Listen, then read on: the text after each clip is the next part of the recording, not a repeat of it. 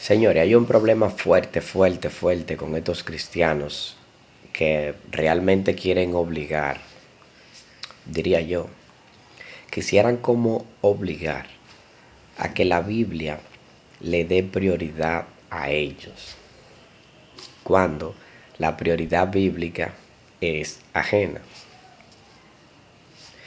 La gente quiere entrar en un espacio, en una legalidad, en una familia, y poner ellos las leyes, las reglas y las denominaciones de estándares dentro de esa casa y esa familia. Y así no es.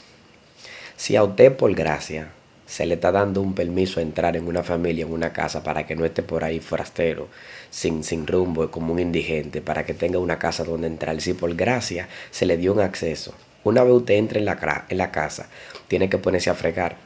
Una vez usted entre en la casa, tiene que llevarse bien con los hermanos. Una vez usted entre en la casa, tiene que preguntar cuáles son las reglas de ese hogar, ponerse a trabajar, hacer lo necesario para contribuir en la familia dentro de la casa. No es que se le va a dar una cama de gratis, una casa de gratis, y después de que usted entre, va a decir, yo voy a estar cómodo y cada quien que haga lo que vaya a hacer porque yo estoy aquí por gracia. No, es que lo que se te dio por gracia tiene que cuidarlo. Entonces, ¿dónde está el problema? Que hay mucha gente que estoy escuchando citando texto a lo loco sin ellos conocerlo. Como uno que dijo por ahí, por ejemplo, yo no estoy bajo la ley porque el que está bajo la ley está bajo maldición. Sin ellos saber cuál es la ley que Pablo hace referencia. De 613, ellos no saben a cuál es que Pablo se refiere. Incluso la Masei, la Masei Hatorah, que también fueron agregadas, que ni siquiera estaban escritas esas, que son las obras de ley que Pablo refiere, que no estamos bajo ella, que son leyes rituales que ya fueron abolidas, porque si tenemos escrito como el nuevo pacto, ¿para qué tenemos que acudir a ese viejo ritual? Si ya ha escrito el cordero, la sangre, la pascua, el reposo, si ya ha escrito de todo. En ese aspecto, ¿por qué tenemos que irnos a los rituales si ya en Cristo lo tenemos? ¿Pero por qué? Pero así como en Cristo tenemos todo, Cristo trajo la fe. La fe del nuevo pacto invalida el pacto viejo que era sin fe por los rituales paganos, las tradiciones, los Masei HaTorah, lo que añadieron los fariseos, lo que añadieron los esenios, eran obras de ley que no estaban en la Torah y todo eso Cristo la abolió porque es que ya en Cristo nosotros estamos completos. Pero no es que toda la ley pasó. Porque, por ejemplo, ¿qué vamos a hacer con Romanos capítulo 7, verso 12? ¿Cómo Pablo puede decir, no están bajo la ley y después decir, señores, la ley es buena, es santa, la ley es perfecta, anden bajo ella? Si no hubiera ley, ¿cómo yo le digo a ustedes entonces que no codicien? Porque por la ley conozco que la codicia es pecado. Y en Romanos 7, 12, Pablo da un detalle y dice que la ley es buena, que el mandamiento es bueno, que es santo, que es agradable, que es correcto, que está bien guardarlo. Entonces, Pablo no lo puede invalidar. Incluso Romanos 3:31, él dice, ¿acaso invalidamos la Torah por la fe? No, es todo lo contrario. Dice, por la fe confirmamos la ley. Eso es Pablo diciendo. Entonces Pablo no puede contradecirse. No te puede decir que aquí la ley es buena, que la fe confirma la ley, para después decirte que no, que tú no estás bajo ley, que estás bajo gracia. No, tú tienes que ver cuál es la ley, que ya no estamos bajo ella. Hay que ver cuál. Porque si nosotros le sacamos las leyes a la gracia, pues, si ya tu gracia, en el cual tú te encuentras, no tiene ley, empieza a matar y a robar y a hacer todo lo que te dé tu gana, porque tú vas a convertir la gracia en libertinaje. El que le saca la ley a la gracia la está convirtiendo en libertinaje. Tú no tienes que guardar ley, no, ya tú estás bajo gracia. Desacátate a todo lo que tú quieras, porque ya no te será pecado, porque el pecado es transgresión. Primera de Juan 3:4 es transgredir la ley. Y si tú no tienes ley, tú no tendrás pecado, pues entonces haz todo lo que tú quieras.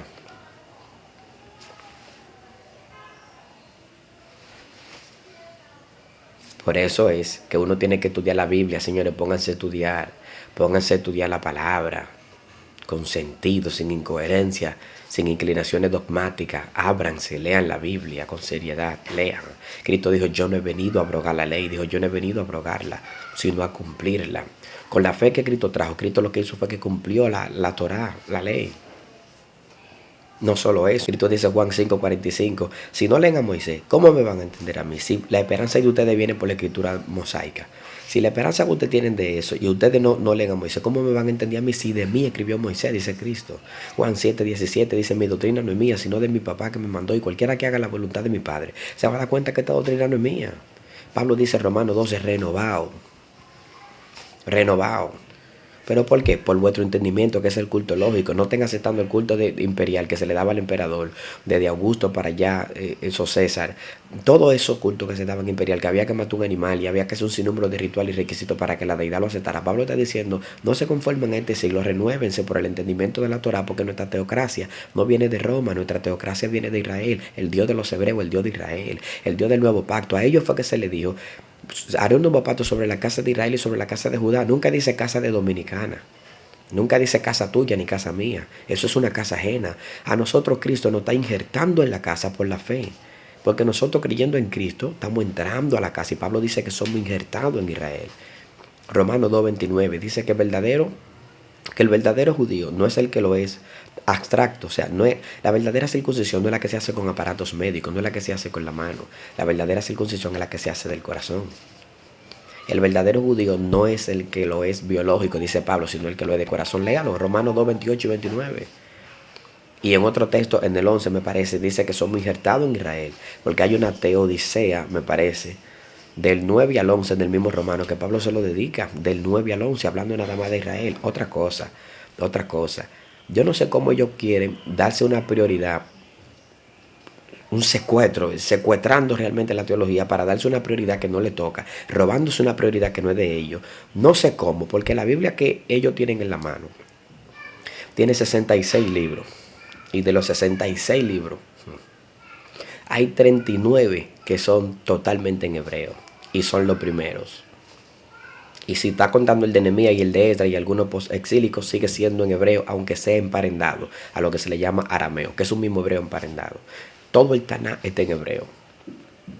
Los escritores de los libros del Nuevo Testamento son judíos y los personajes patriarcales y como discípulos y apostólicos son judíos.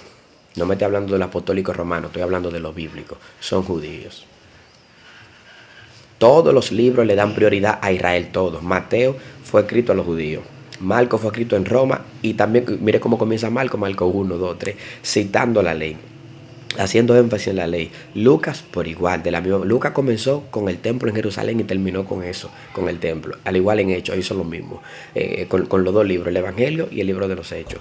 Juan también, Juan dice quítate porque Juan dice a lo suyo vino. Y en el 4, se me escapa el verso. En el capítulo 4 se me escapa el verso. Jesús le dijo, bueno, Juan retratando, dice que la salvación viene de los judíos. Lo dice Juan textual, que la salvación viene de los judíos. Es que el nuevo pacto está en la casa de Judá y de Israel. Yehudá, los que alaban a Dios. Y nosotros no brindamos alabanza y respeto a la teocracia que ellos recibieron, no vamos a formar parte nunca de la familia. Es una sola familia que hay en la Biblia. Un solo padre, llamado Abraham, padre de la fe, que representa al Padre Celestial, al Padre de la luz. Entonces, a Abraham se le dio la promesa. A la simiente de Abraham se le dio la tierra. Y a esa simiente de Abraham se le dio un pacto. Pero ahora el que quiera formar parte de ese pacto tiene que injertarse. Al igual como en el viejo, Ra, Ru, tuvieron que injertarse. Tu Dios será mi Dios, tu pueblo será mi pueblo. Tuvieron que injertarse. Entonces a nosotros los del nuevo pacto nos toca hacer lo mismo que hizo Ra y que hizo Ru en el viejo. Que tuvieron que injertarse. Si nosotros no nos injertamos, ¿cómo vamos a tener las leyes de ellos en la mente y en el corazón? ¿Cómo? El que le saca la ley a la gracia la convierte en libertinaje. Y recuerde, reforma es enderezar. Y Juan, presentado por Malaquías me parece que 3:1, Isaías 40, se me escapa el otro verso, profetizan que el mensajero de su faz que Dios enviaría, Juan el Bautista, vendría a enderezar la senda y reformar es enderezar y rectificar. Juan vino a traer reforma, Cristo también la ratificó, porque Cristo empezó a reformar todo eso, a corregir todos los judaísmos que estaban mal. Cristo empezó a reformarlo. Y Pablo dice quítate, que dice renovado, y empezó a sacar la Masei a Torah, las obras rituales que estaban molestando a la iglesia, por lo cual querían que los hermanos creyentes de fe se judaizaran a esa Masei a Torah. Por eso era que Pablo quería quitársela, para que permanezcamos en la gracia que viene mediante la fe. Pero la gracia que viene mediante la fe tiene obra, porque la misma fe tiene obra. Santiago te dice que la fe sin obra es muerta, y obra es obediencia. Entonces, si hay una fe con obra, quiere decir que hay una fe en un mandamiento que te indica la obediencia. Porque si no hay obra de fe, entonces no hay obediencia. Pero si hay obediencia, hay obra de fe al mandamiento que obedece. Entonces, no podemos sacar la ley. El que saca la ley es un antipacto, es un anticristo, porque no tiene la doctrina de Cristo ni siquiera. Es un antipablo, porque no tiene la doctrina de Pablo. Es un antibíblico, porque ni siquiera tiene apoyo bíblico para sacar la ley. A Adán se le puso ley.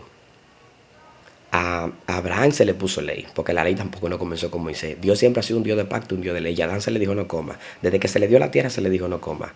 Porque desde que Dios te posiciona te pone un mandato de una vez. A Abraham también lo llamó como padre de la fe, porque dice la Biblia que Abraham guardó todas las leyes, la Torá, los mandamientos, los estatutos, todo lo que tenía que ver con el Padre.